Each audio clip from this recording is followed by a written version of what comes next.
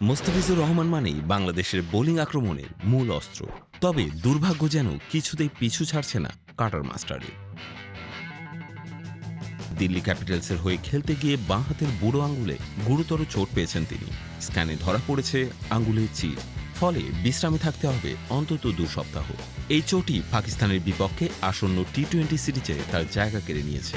এমন গুরুত্বপূর্ণ সিরিজের ঠিক আগে মোস্তাফিজকে হারানো বাংলাদেশের জন্য এক বড় ধাক্কা।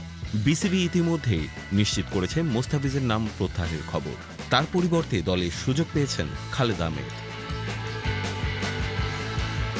টেস্টে পরিচিত মুখ হলেও এবারই প্রথম আন্তর্জাতিক টি-20তে অভিষেক হতে পারে এই ডানহাতি পেসারের। তবে প্রশ্ন থেকে যাচ্ছে, মোস্তাফিজের অভিজ্ঞতা কি পূরণ করতে পারবেন খালেদ?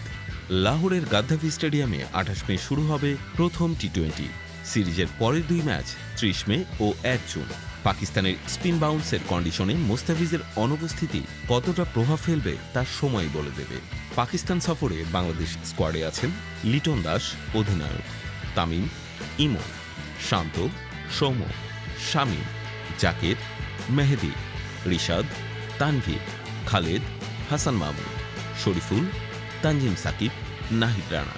মোস্তাফিজের এই চোটে যেন ভক্তরা হতাশ।